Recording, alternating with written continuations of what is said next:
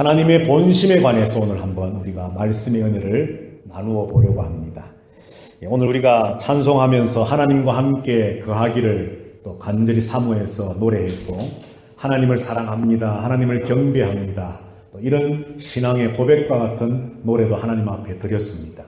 자, 우리가 믿고 있는, 우리가 바라고 있는, 우리가 의지하고 있는 그 하나님, 과연 그분의 본심이 뭘까? 진짜 마음이 무엇일까? 라고 하는 것을 오늘 우리가 예레미야 애가 3장 말씀을 통해서 한번 생각을 해보려고 합니다. 자, 여러분들, 작년에도 우리가 이 멕시코의 경기가 그닥 좋지 못해서 이제 세월이, 시간이 좀 지나면 좋아질 거야 했는데 달러는 자꾸 올라가고 삶의 어떤 그런 것들이 회복되어지기보다는 더 어려워지는, 체감 어떤 경기는 더 어려워져 가는 것처럼 느껴지고, 모든 것이 내가 원하는 대로, 내가 기대하는 대로, 내가 계획하는 대로 일들이 잘 되어지지 않는 것처럼 보여서 의기소침하고 마음에 적지 않은 실망감이 우리를 힘들게 하고 있는 때일 수도 있습니다. 자, 그래서 사실 참 하나님 앞에 예배하러 나오지만 마음 한쪽 구석에는 뭔가 잘 풀리지 않는 그런 일들 때문에 어두움이 내 마음에 조금 자리 잡고 있는 그런 형편일 수도 있지요. 그래서 하나님 앞에 기도합니다. 우리는 하나님, 지금의 현재 형편이 나아지기를 원합니다. 이 어려움들이 좀 해결되어지면 좋겠습니다. 막혀있는 것들이 열리면 좋겠습니다. 묶여있는 것들이 좀 풀어지면 좋겠습니다. 하나님, 언제쯤이면 내가 하나님 주시는 그런 은혜와 복을 받아서 이 어려움의 문제들, 고통의 문제들, 실망스럽고 낙심스러운 이 상황에서 좀 벗어날 수 있을까요? 라고 기도하고 계실지도 모르겠습니다. 오늘 예레미야 3장 말씀을 보면서 그런 상황에 있는 저와 여러분의 모습이라 할지라도 오늘 말씀을 통해서 주시는 은혜를 따라서 우리가 그 어렵고 힘든 문제들을 어떻게 풀어갈 수 있는가라고 하는 하나님의 지혜를 우리가 함께 누릴 수 있게 되기를 주님의 이름으로 축복합니다. 자, 오늘 예레미야 애가 말씀을 보면 참 긴 말씀이죠. 3장이 긴 말씀입니다. 1절부터 66절 말씀까지 되어 있는 긴 말씀인데요. 자, 1절부터 20절까지 말씀을 보면은 전체적으로 지금 이스라엘의 멸망 때문에 선지자 예레미야가 슬픔에 빠져서 하나님, 마치 나라의 그 고통이 나의 고통인 것처럼 괴로워하고 있는 모습이 오늘 본문에 기록이 되어져 있습니다. 자, 그 중에 우리가 다 읽지는 않고요. 몇 절만 한번 보시면 2절을 보면 이렇게 기록되어 있습니다. 나를 이끌어 어둠 안에서 걸어가게 하시고 빛 안에서 걸어가지 못하게 하셨으며, 하나님께서 나를 지금 어두움 가운데 걸어가게 하셨다고 말합니다. 4절에 보면 나의 살과 가죽을 쇠하게 하시며 나의 뼈들을 꺾으셨고 고통과 수고를 쌓아 나를 애우셨으며, 얼마나 힘들었진지 나의 살과 가죽이 쇠하여서 또 나의 뼈가 꺾어져서, 그래서 고통과 수고 때문에 거기에 둘둘 쌓여서 내가 꼼짝 달싹할 수 없는 힘들고 어려운 상황 속에 내가 있습니다. 그런데 8절, 9절 말씀에 보면 내가 부르짖어 도움을 구하나 내 기도를 물리치시며, 그렇게 기도하는데 하나님은 내 기도를 듣지 않는 것처럼 느껴진다는 겁니다. 9절에 보면 다듬은 돌을 쌓아 내 길을 막으사 내 길들을 굽게 하셨도다. 막혀있는 길을 열어주시는 것이 아니라 도리어 가는 길에 돌을 막 쌓아서 내 길을 막으시는 것처럼 느껴집니다. 11절 말씀에 보면 나의 길들로 치우치게 하시며 내 몸을 찢으시며 나를 적막하게 하셨도다. 그래서 오늘 예레미야는 마침내 이렇게 절규하고 있습니다. 17절부터 20절까지 말씀을 보면 주께서 내 심령이 평강에서 멀리 떠나게 하시니 내가 복을 메어 버렸으며 스스로 이르기를 나의 힘과 여호와께 대한 내 소망이 끊어졌다 하였도다. 내 고초와 재난 곧 쑥과 담즙을 기억하소서. 내 마음이 그것을 기억하고 내가 낙심이 되오나. 지금 예레미야는 마음의 평강을 잃어버렸습니다. 그리고 18절에 보면 나의 힘이 되신 여호와를 향한 소망이 완전히 끊어져 버린 것처럼 되어졌다라고 말합니다. 그리고 20절에서는 그래서 내 마음이 완전히 지금 낙심된 상태입니다. 더 이상 소망이 없고 기대할 것도 없고 이제는 더 이상의 어떤 미래를 생각한다는 것은 내게는 아무런 의미 없는 일이 되어버리고 말았습니다. 나라가 망하고 나라가 하나님의 심판을 당하고 그래서 포로로 잡혀가고 또 백성들이 죽임을 당하고 성전이 무너져가고 엄청난 고통을 당할 때에 그에게 소망이 끊어졌습니다. 하나님이 나의 힘이 되신다라고 하는 고백을 지금까지 해왔지만은 이제는 그런 고백조차 할 힘과 마음의 여유마저도 없어질 정도로 너무나도 큰 고통이 예레미야와 이스라엘 백성들을 짓누르고 있었답니다.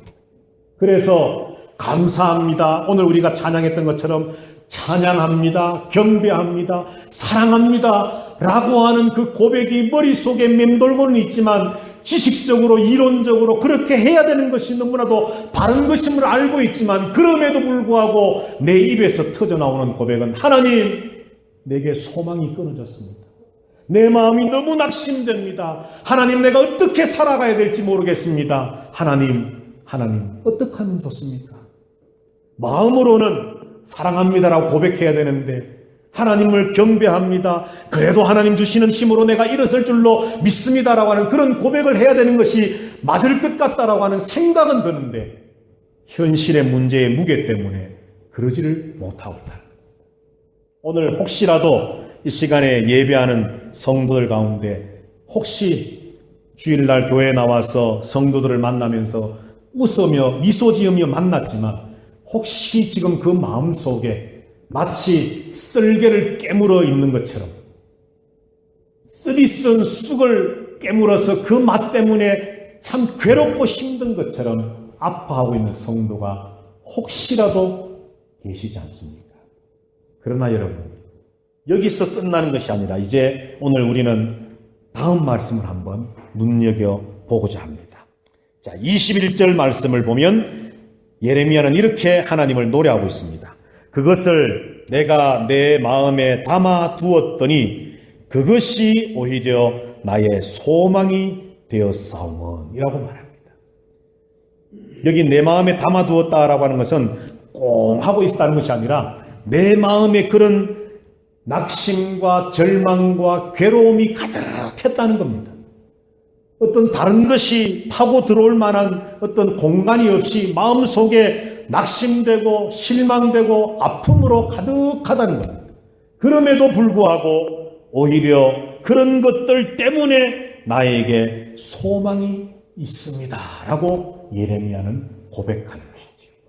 오늘 저와 형편이 바로 앞부분에 있는 것 같은 예레미야의 고백과 같이 평강이 없어지고 복을 잃어버린 것처럼 느껴지고 소망이 끊어지고 그리고 낙심되어져서 더 이상 참으로 미래를 생각할 수 없을 것 같은 캄캄한 가운데 저와 여러분이 있을지라도 그것을 무언가 다른 것이 소망이나 희망의 것들이 더 틈타고 들어와서 우리의 마음에 무거운 것들을 몰아낼 만한 그런 여지가 전혀 보이지 않는 상황이라 할지라도 오늘 저와 여러분의 고백이 바로 이 21절의 고백이 되어질 수 있게 되기를 주님의 이름으로 축복합니다. 여러분 한번 다 같이 한번 고백해 보십시다. 오히려 내게 소망이 있음은 믿으십니까 여러분? 아무리 절망스럽다 할지라도 아무리 마음의 평강을 다 잃어버렸다 할지라도 아무리 하나님의 복이 단절된 것 같은 상황이라 할지라도 우리에게는 소망이 있습니다. 왜 그럴까요? 왜 예레미야는 이렇게 고백을 했을까요? 자, 22절부터 25절까지 우리 다 같이 한번 읽어보십시다. 시작. 여호와의 인자와 긍휼이 무궁하심으로 우리가 진멸되지 아니함이니이다. 이것들이 아침마다 새로우니 주의 성실하심이 크도소이다. 내 심령에 이르기를 여호와는 나의 기업이시니 그러므로 내가 그를 바라리라 하도다. 기다리는 자들에게나 구하는 영혼들에게 여호와는 선하시도다. 아멘. 믿으십니까, 여러분? 이런 상황임에도 불구하고 오히려 내가 소망이 있음은, 왜냐하면 22절에 인자와 긍휼이 무궁하시다. 하나님의 그 인자, 사랑과 하나님의 그 긍휼이 너무나도 무궁무진하고 영원하기 때문이라 말씀을 합니다. 믿으십니까, 여러분? 현재 우리가 당하고 있는 고통과 고난이 있을지라도 그것과 비교되지 않을 하나님의 사랑과 긍휼은 영원하신 것입니다. 지금 우리가 당하고 있는 고통과 어려움은 잠깐의 우리가 느끼기에는 길 것처럼 보여지지만 그러나 그것은 잠깐의 것입니다. 여러분, 오늘 예레미야가 이렇게 절규하는 이유들이 많이 있었겠지만 그 가운데 한 가지가 여러분들 뭔지 아십니까? 성경을 읽으면 우리가 발견할 수 있는데, 예루살렘이 바벨론에 의해서 1년 6개월 포위를 당했습니다. 한 달이 지나고 2달이 지나고 6달이 지나고 1년이 지나고 1년 6개월 동안 성이 포위되어 있었습니다. 처음에는 마실 물도 있었고 먹을 음식도 있었습니다. 그런데 시간이 지나갈수록 점점점 물도 양식도 떨어져 갑니다. 마침내는 바닥이 났습니다. 그 성 안에 어떤 일들이 벌어졌는지 여러분들 아십니까? 성경을 보면 자비로운 여인들이, 그러니까 아주 너무나도 훌륭한 엄마들이 자기 자녀들을 잡아서 먹는 비참한 광경들이 벌어지게 되었습니다. 그게 성경에 기록이 되어 있습니다. 그것을 목격한 예레미야는 가슴을 치지 않을 수 없습니다. 하나님, 이 백성에게 소망이 없습니다. 하나님, 이 백성을 향한 하나님의 복이 단절되었습니까? 내 마음의 평강이 사라졌습니다. 하나님, 그래도 그렇지 어떻게 이 백성을 이처럼 버리셔서 지금 부모들이 자기 자식을 잡아먹는 일까지 벌어지는 이런 비참함을 우리에게 허용하십니까? 이것이 그들의 현실이었습니다. 이것이 영원할 것처럼 보여져서 더 이상 이스라엘 사람들에게는 정말 소망이라고 하는 단어가 너무나도 사치스럽게 들렸습니다. 그럼에도 불구하고 하나님의 말씀을 전하는 예레미야는 오히려 내게 소망이 있어.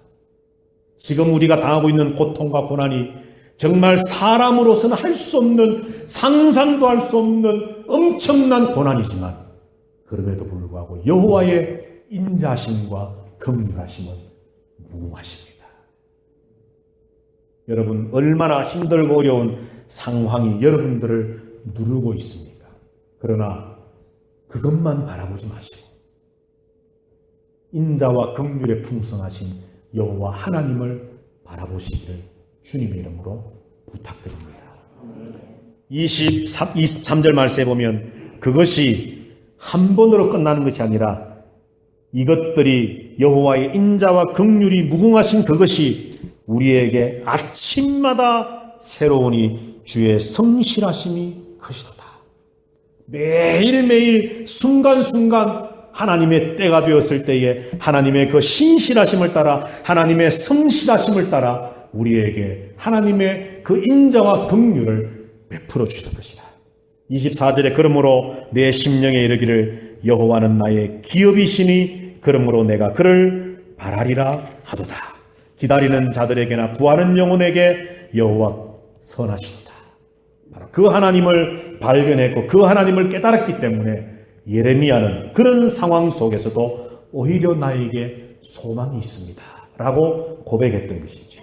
자, 조금 밑으로 가셔서 이제 31절 32절을 한번 보십시다. 우리 다 같이 또 한번 읽어보겠습니다. 시작. 이는 주께서 영원하도록 버리지 아니하실 것임이며 그가 비록 근심하게 하시나 그의 풍부한 인자하심에 따라 긍휼히 여기실 것임이라. 아멘. 하나님께서 우리를 버리신 것처럼 보여졌지요. 그 성 안에서 벌어지는 일을 볼 때에 이제는 이것은 더 이상 하나님의 어떤 역사하심은 이제는 더 이상 없다라고 판단할 수밖에 없는 상황입니다. 그러나 예레미야는 선포합니다. 주께서 우리를 영원토록 버리지 아니하실 것이다. 믿으십니까, 여러분? 하나님 우리를 붙잡고 계십니다. 우리를 붙잡는 그 손을 놓지 아니하실 것입니다. 우리를 잠깐 32절에 말씀하는 것처럼 비록 그가 우리를 근심하게 하시지만 33절에서 말씀하는 것처럼 주께서 인생으로 고생하게 하시지만 잠시 우리에게 고통을 허락은 하시지만 그러나 하나님 영원토록 우리를 버리지 아니하십니다. 하나님의 인자와 하나님의 긍휼이 풍성하심으로 오늘 33절 뭐라고 말씀합니까? 하나님의 본심은 우리를 고생하게 하시고 우리를 잠시 근심하게 하시지만 우리로 하여금 잠시 괴로움에 처하게 하시지만 하나님의 진짜 마음은 하나님의 본심은 그것이 아니다 말합니다. 그러면 여러분들 하나님의 본심이 뭘까요?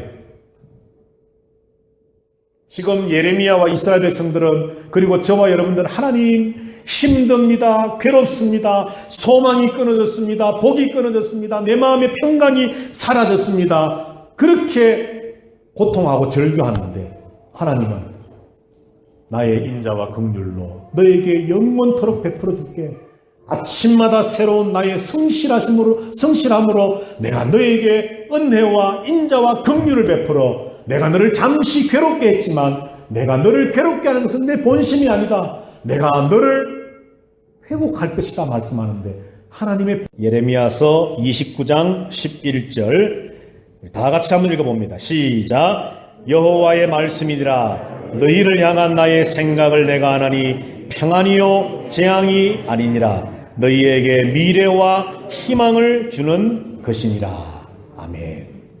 하나님의 본심이 뭐라고 말씀합니까? 하나님의 본심은 잠깐 근심하게 하시고 잠깐 고통을 당하게 하시고 잠깐 괴롭게 하시지만 하나님의 본심은 하나님이 가지고 계신 진짜 생각은 바로 평안이요 재앙이 아니라 미래의 희망을 주시기 원하는 것이다라고 말씀합니다. 믿으십니까 여러분? 이 하나님의 본심을 깨달아서 우리가 어떤 고통과 고난과 역경과 아픔 속에 있다 할지라도 인자와 긍휼의 풍성하신 그 하나님을 바라보며 저와 여러분의 고백이 오히려 나에게는 소망이 있습니다. 이 고백이 우리의 고백 되어지기를 주님의 이름으로 축복합니다. 자, 그러면 이 하나님의 본심을 알게 된 우리들이 해야 할 일이 뭘까요? 하나님의 마음을 알았습니다. 고통이 있고 어려움이 있지만 이게 하나님의 진짜 마음이 아니었구나. 하나님 우리를 향한 하나님의 본심은 바로 소망이요 평안이요 우리 장래에 희망을 주셔서 우리를 회복하시고자 하는 하나님의 그 큰 은혜와 복을 우리로 하여금 더 크고 놀랍게 누리도록 하시기 위한 것이 하나님의 본심이구나라고 하는 것을 이제 알았으니 우리가 해야 할 일을 예레미야는 우리에게 이렇게 가르쳐 줍니다. 26절에 조금 전에 보았던 것처럼 사람이 여호와의 예레미야 애가 3장입니다. 다시 돌아가셔서 예레미야 애가 3장 26절 사람이 여호와의 구원을 바라고 잠잠히 기다림이 좋도다라고 말씀합니다. 기다리십시다 여러분. 기다립시다. 사실 우리가 너무 조급할 때가 많잖아요. 그렇죠? 기다립시다. 하나님은 말씀을 합니다. 사람이 여호와의 구원을 바라고 잠잠히 기다림이 좋도다. 이 말은 선하도다. 또 다른 말로 말하면 좋도다, 선하도다. 그리고 이것이 바로 옳은 일이다. 이런 말씀입니다. 그러니까 고통과 고난이 있지만 하나님이 마침내 구원하실 것이고 하나님의 본심이 이런 것이라는 것을 알고 믿고 잠잠히 참아 기다리는 것이 옳은 일이다. 라고 우리에게 말씀합니다. 그 다음 두 번째로 뭐라고 말씀합니까? 40절 말씀 쭉 밑으로 내려가셔서 우리 한번 다 같이 40절 말씀을 보십시다. 다 같이 시작. 우리가 스스로 우리들의 행위들을 조사하고 여호와께로 돌아가자. 아멘. 잠잠히 기다리면서 그냥 아무것도 안 하는 것이 아니라 하나님께로 나아가자라고 말합니다. 하나님께로 나아가자. 말씀을 통해, 기도를 통해, 찬양을 통해, 이런 예배를 통해, 또 우리의 어떤 신앙적인 영적인 것들을 통해 하나님의 은혜의 보좌 앞으로 돌아서고 그 앞으로 더 가까이 나아가고 하나님과 친밀한 교제 속으로 들어가고 사귐 속으로 들어가고 하나님의 그 팔 벌려 우리를 초청해 주시는 그 하나님의 은혜 안으로 우리가 가까이 나아가야 된다라고 성경은 말씀합니다. 그리고 마지막 세 번째로 41절에 다 같이 또 한번 읽어보십시다. 시작. 우리의 마음과 손을 아울러 하늘에 계신 하나님께 들자. 그리고 조금 더 뒤로 가셔서 55절에 보면 제가 읽습니다. 여호와여 내가 심히 깊은 구덩이에서 주의 이름을 불렀나이다. 하나님께 손을 들고 하나님의 이름을 불렀다는 것은 바로 기도한다는 것이죠. 하나님의 본심을 알았습니다.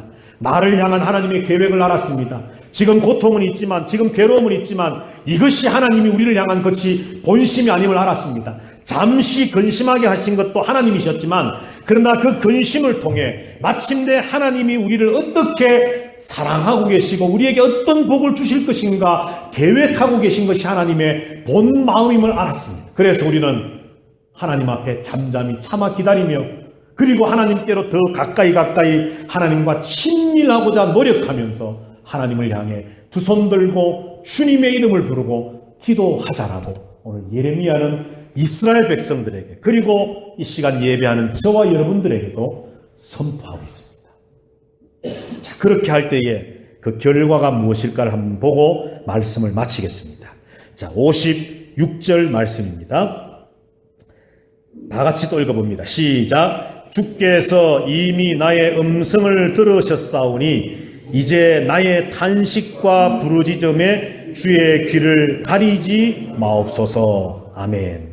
조금 전에는 기도했지만 하나님이 나의 기도를 외면하시고 멸시하셨습니다라고 느꼈었지만 하나님이 내 기도를 듣지 않는 것처럼 느껴졌지만 하나님의 그 본심을 알고 하나님 앞에서 우리의 마음을 굳게 붙잡고 하나님의 그 구원을 잠잠히 참아 기다리면서 하나님께 나아가 기도의 줄을 끊지 않고 기도하며 하나님의 구원을 바랬더니 하나님이 내 기도를 들으시고 내 탄식과 부르짖음에 응답하신다는 것을 알았다는 것이죠.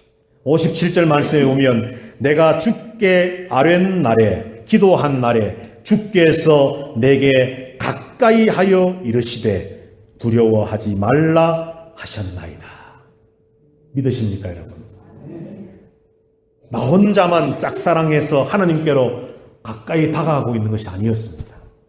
하나님도 비록 우리의 성숙과 성장과 구원의 완성을 위해서 지금 잠깐 마음 아프시지만 우리에게 고통과 아픔을 허락은 하셨지만 하나님의 본심은 그것이 아니었기 때문에 하나님의 구원을 기다리며 하나님께로 가까이 나오고 있는 예레미야와 이스라엘 백성들을 향해 하나님도 가까이 다가오고 계셨다.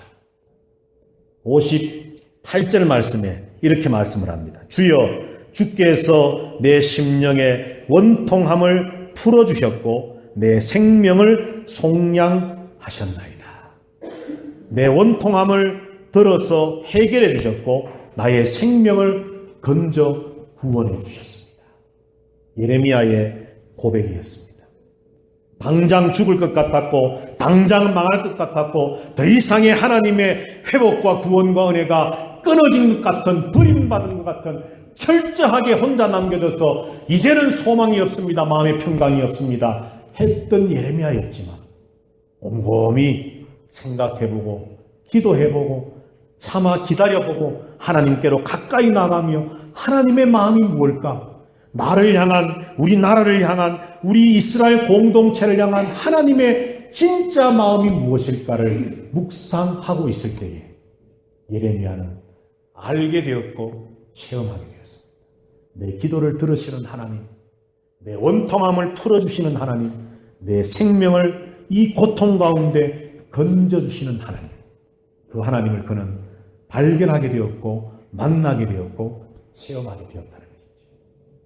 사랑하시는 아름다운 교회 성도 여러분들, 아무리 커 보이는 세상의 어려움의 문제들이라도 하나님 앞에서는 먼지만큼 작은 것입니다.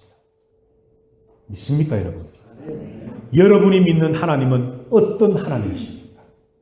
지금 내가 겪고 있는 그 어려움의 크기보다도 혹시 더 작은 하나님으로 여러분들 여기고 계시지는 않습니까? 하나님은 그 어떤 것보다도 비교할 수 없는 크고 위대하십니다. 그분이 지금 우리 가까이 다가오고 계시며, 사랑하는 자녀들아, 내 본심은 너희들에게 미래와 평안과 소망을 주려 하는 것이다 라고 말씀합니다.